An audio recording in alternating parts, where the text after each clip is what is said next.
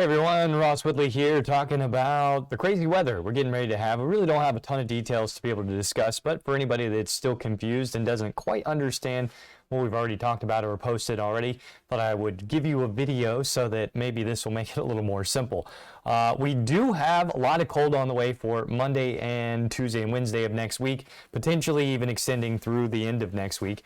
We do have a strong front on the way for Saturday. It's going to be scattered about throughout the day on Saturday, so we'll have a couple of periods of rain as Saturday throws about across the southeast in general and definitely across the panhandle. And then on top of that, we're going to see the wind pick up and the temperature drop as we go throughout the day on Sunday. So that's what we have going on, and certainly some very cold conditions for Sunday night into Monday morning. And then, oh yeah, did I talk about the chance for frozen precipitation? That must have slipped my mind. Yeah, we've got the chance for frozen precipitation.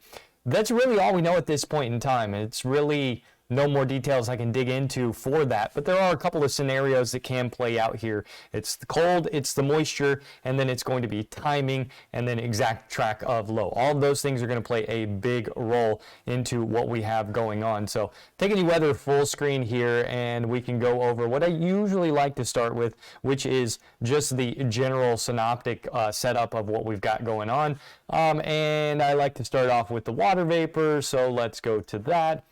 We'll go to water vapor right here. We'll clear it out and we can see where we're at here. So just taking everything out, we can start to see our big low pressure system here sitting basically cut off. And then we've got our trough extending out there.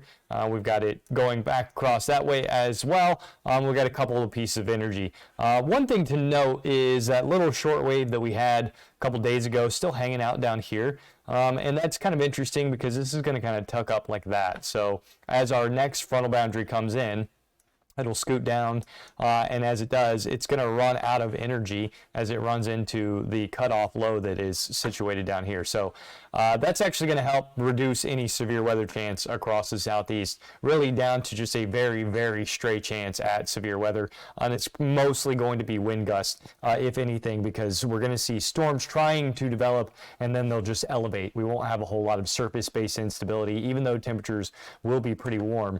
The thermodynamic profile, meaning what we change between the surface and aloft, is not all that great. So yeah, moving on from there, we do have a snowstorm that's getting ready to take shape here, and that is what you currently see going on up here. So that lightning strike happened there, and there you go. So moisture going like that, and then we're going to get that northwest flow to take over, so more higher elevation snow. And as this next piece of energy scoots out as well, you should get more moisture up that way too. Carolina is this time across the southeast. The next storm system here, all wet, no frozen. So going into that aspect itself, take you into the Euro here. This is actually the 12Z, not the 18Z, but give you an idea of what the Euro is looking like as far as forgot. Wrong part of that. I've got that scooted way forward. We'll just zoom out on the Futurecast here. So if you don't mind my little clips going like that, we can just do this. As we scoot on up and then we go forward, we can see our storm system starting to develop there. And here comes the low pressure system. Let me grab a pencil. Low pressure system trying to develop here. We got our cold front back here. We have another little cold front working across this way. So we're going to see showers break out across the southeast as we go early in the morning on Saturday, and then they'll just kind of continue throughout the day. There's a question mark across this area if we can kind of get a surface boundary to set up like that, because you can still see the front way back here. So we could kind of get training thunderstorms across the panhandle, and that is a concern for heavier rain amounts across the panhandle. But we'll see how that plays out. Honestly, that's one of those things where you see the setup and you say, yeah, it's possible, but it doesn't happen all that often as far as everything coming together. You usually see kind of the profile bouncing around. So it's when you kind of watch and then nowcast as it starts to happen. So you can see why that concern is there, because then you get the same kind of boundary sets up in a similar area across the panhandle here in the Bend and back across Jacksonville as that frontal boundary starts to come in and clear out and cool things down. So this is what we're looking at Sunday on 3 a.m. and we got the cold air rushing south and starting to fill in across the southeast as well. So going to our futurecast here, where I do have the other models involved, and there we just looked at all of that. Here comes the GFS. This is the 12Z, so don't get excited about the 18Z, although I guess we can just make a simple switch here and we can pull the 18Z in. So here comes, and yep, we're going to bring in some moisture, and as we go into Tuesday morning, we see those temperatures warm up across the panhandle here, but enough moisture across the southeast that we are still talking about frozen precip, and then not much further. But that's a big change from what we had earlier on, and it's more in line with what the Euro is showing, which is this right here. This is actually the 12Z, not the 18Z, but you can see that it brings the precip in faster, so we don't warm up quite as much, and then we have heavier precip, so we cool down, and then we get that across the panhandle, so we would be talking about potential for accumulation if that was the case. But before we get all excited about any of those things, there's really a couple of different scenarios here, and it's really all the same scenario, just the track of the low. So low that goes across the Gulf and basically rides our shelf here would probably bring a wintry mix, maybe some snow, maybe sleet, and definitely some freezing rain to the panhandle. And eventually we would probably see things change over to all rain, and then maybe freezing behind that.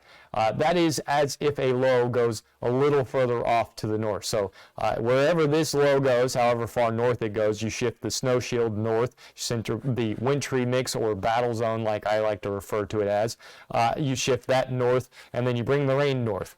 Same thing happens if it's a little bit further south. You shift the snow south, you shift the wintry mix south, you shift the rain south. And yes, some of the modeling indicating that places really across the north central peninsula here, back north of Gainesville, even up to Jacksonville, could be freezing rain, sleet, and snow. Again, the Euro basically paints this picture right here, or at least it did from the 12Z. The 18Z actually trended north.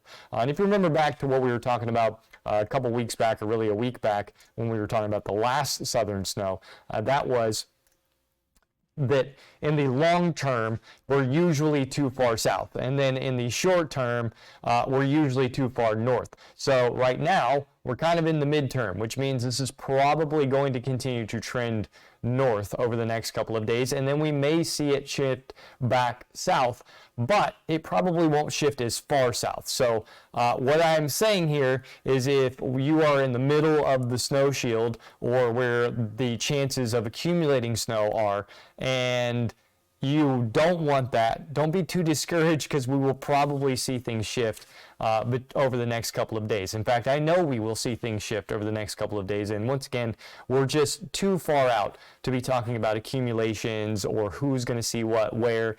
We're still in scenario and setup phase. All we know is that we got cold around, and we got the chance of a low pressure system to work across the southeast, which could bring winter weather to the deep south, and potentially the mid-deep south. I don't know what you call that section, basically central Mississippi, Alabama, and Georgia, but basically the mid-south there also could be talking about some heavier snow amounts, and certainly along the Gulf Coast, we could be talking about frozen precipitation, freezing rain, sleet, snow. All of the above is certainly possible. Accumulations and precipitation amounts, that kind of stuff, again, that's a 24-hour, 48-hour kind of ordeal. So it's possible. I wouldn't call it likely yet, but it is certainly possible, and this is further than we usually get in these types of scenarios. So I guess you can mark a checkpoint for that on the winter weather fans out there, that this is closer than we usually get as far as that goes. And regardless, once again, we are talking about some really cold temperatures, even if we don't see anything more than some novelty wet snowflakes mixed in with some rain on a cold Tuesday/Wednesday. We're still going to be dealing with some cold temperatures across the panhandle here, and hopefully no ice, but of course we'll keep you informed as we get closer to it as well.